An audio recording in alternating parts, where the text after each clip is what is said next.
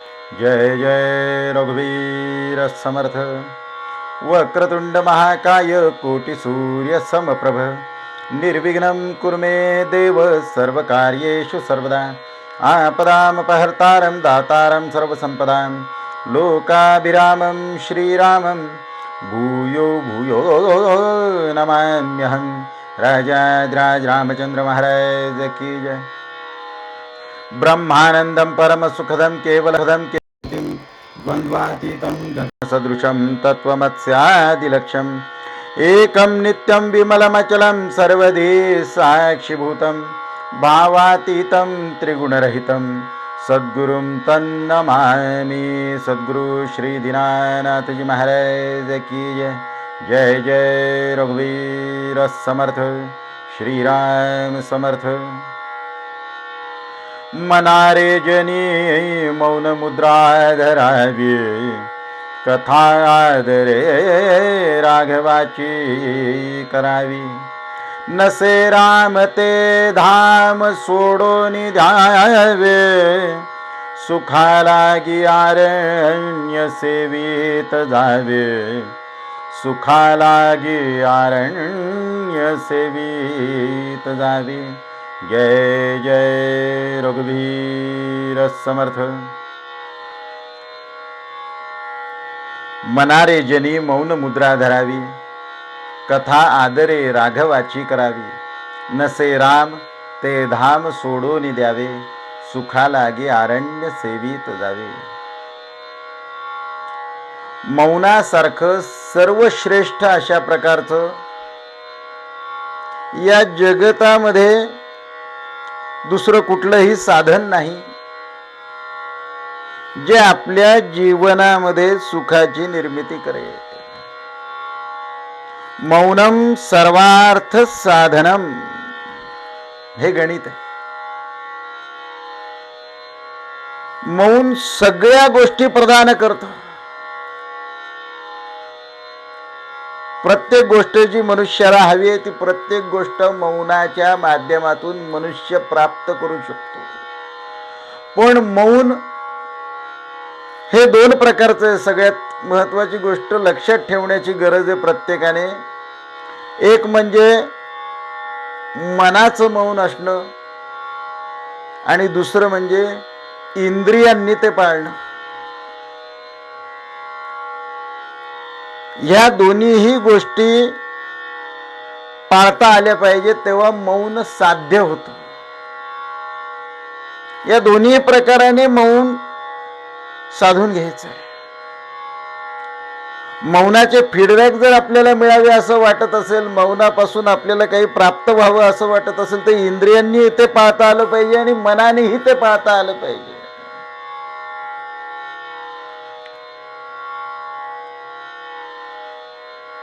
एक साधक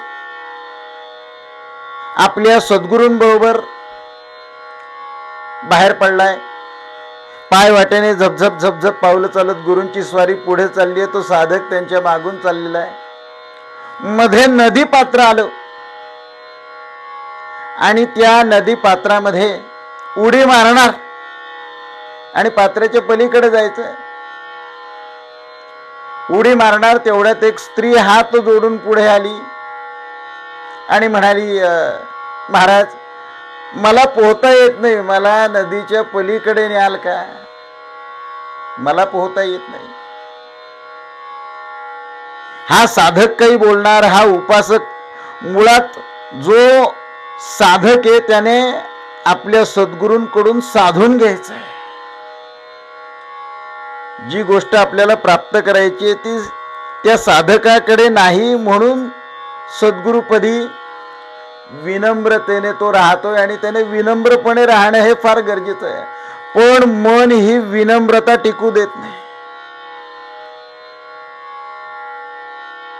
मन साधनेचं गुह्य मनुष्याला सांभाळू देत नाही। म्हणून उपदेश मनाला समर्थांनी या 205 श्लोकांच्या माध्यमातून केला। गुरूंची स्वारी पुढे आली आणि पटकन तिला आपल्या खांद्यावर बसवलं आणि नदी पात्राच्या पलीकडे पोहत पोहत पोहत घेऊन गेले आणि नदी पात्राच्या पलीकडे सोडून दिलं. बाई नमस्कार केला आणि निघून गेली. पण हा जो उपासक साधक, जो दांभिक आहे मुळातच, तो ना गुरूंना मानू शकला, ना उपासनेला मानू शकला, ना साधनेला तत्पर राहिला, आणि मनाने त्याच्या विषयांचं चिंतन केलं. त्या दिवशी तो आपल्या गुरूंबद्दल काही, पण मनामध्ये विषयांचं चिंतन सुरू झालं, वासनेचं चिंतन सुरू झालं आणि मनाने मौन सोडलं. आपले गुरु तर रोज विषय वासनेबद्दल तत्वज्ञान शिकवत राहतात, पण आज त्यांनीच एका स्त्रीला आपल्या खांद्यावर बसवलं आणि पलीकडे नेलं. काय बरं संबंध असेल दोघांचा?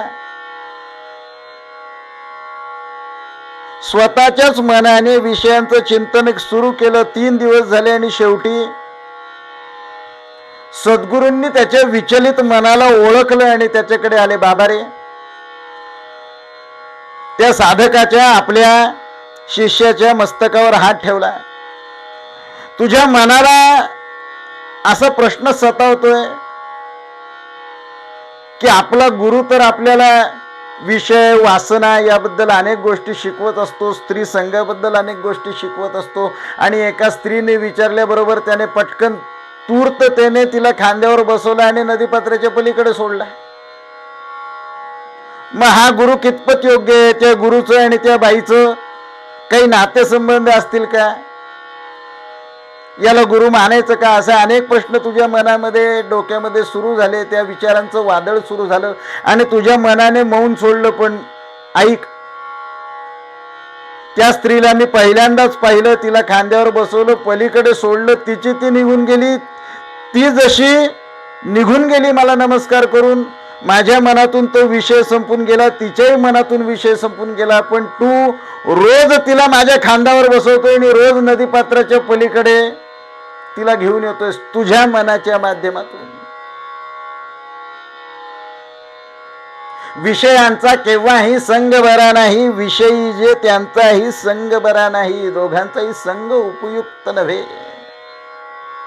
मौन हे इंद्रियांबरोबर मनाने पाळलं गेलं पाहिजे, लक्षात ठेवायचं. बोलता येत नाही, करून चालत नाही, आमचं मौन आहे. हे तुम्ही लिहून दाखवत असाल तर त्या मौनाला तुम्ही केव्हाच सोडले, लक्षात ठेवायचं. मौन मनाने पाळता आलं पाहिजे. योग्य ठिकाणी योग्य तितकं मोजकं बोलता आलं पाहिजे. इह लोकामध्ये आल्यावर महाराज नेहमी म्हणायचे, इंद्रिय दिले कशा करतायत? एका पायावर उभं राहून तपश्चर्या करायची असेल तर देवाने 2 पाय दिले कशाला? डोळे बंद करून तपश्चर्या करायची असेल तर डोळे दिलेत कशा करता? पण त्या इंद्रियांनी जे बघायचं तेच बघा, बोलायचं जे बोलायचं तेवढंच बोला, तितकंच बोला, मोजकं बोला. आत्मसुखाचा मार्ग निवडू नका, विषयांचा मार्ग निवडू नका. काय होतं मौनाच्या माध्यमातून ते सुभाषितकार सांगतायत. आत्मनो मुखदोषेण बध्यन्ते शुकसारिका, बकास्तत्र न बध्यन्ते मौनम सर्वार्थ साधनम. सर्व अर्थ साध्य करून घेतं अशा प्रकारचं उपयुक्त म्हणजे मौन हे, लक्षात ठेवायचं. बोलणं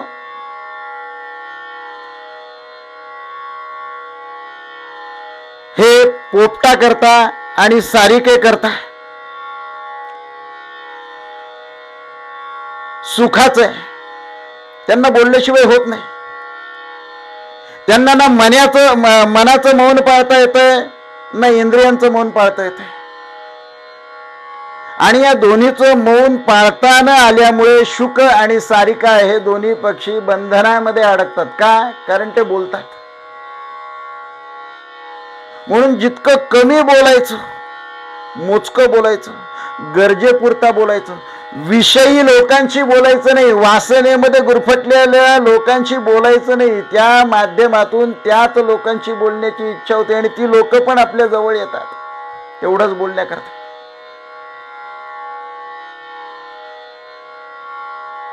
मग बगळ्याला बोलायची सवय नसते, तो कधी बंधनामध्ये अडकत नाही. म्हणून कायम मूक राहता आलं पाहिजे मनाने.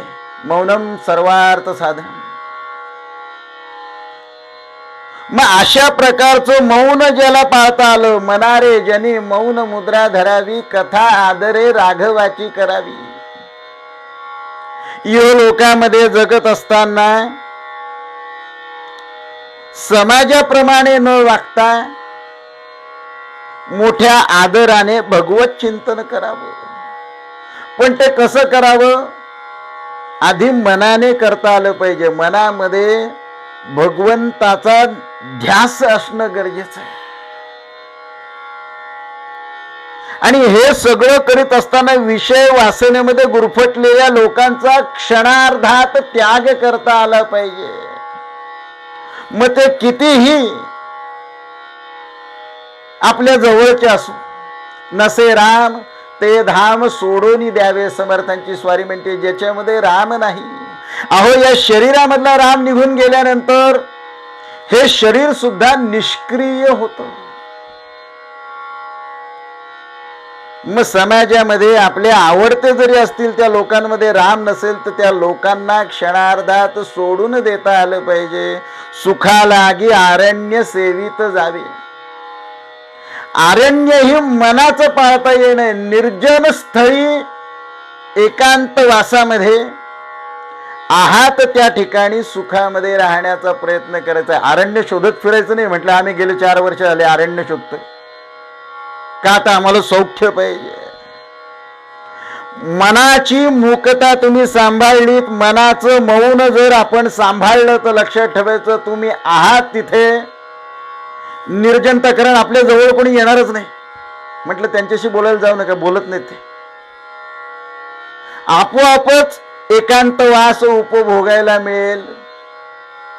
आणि जेवढा एकांतवास मिळेल तो भगवंताच्या नामामध्ये घालवण्याचा प्रयत्न करायचा आहे. निश्चितच कल्याण होणार आहे. जय जय रघुवीर समर्थ. शांताकारं भुजगशयनं पद्मनाभं सुरेशं विश्वाधारं गगनसदृशं मेघवर्णं शुभांगं लक्ष्मीकान्तं कमलनयनं योगिवीर्ध्यानगम्यं वंदे विष्णुं भवभयहरं सर्वलोकैकनाथं. गोपाल कृष्ण भगवान की जय. प्रभु रामचंद्र भगवान की जय. पंढरीनाथ महाराज की जय. सद्गुरु समर्थ रामदास स्वामी महाराज की जय. सद्गुरु दीनानाथ जी महाराज की जय. सब संतन की जय. जय जय रघुवीर समर्थ. तत्सत श्री सद्गुरु चरणार्पणमस्तु.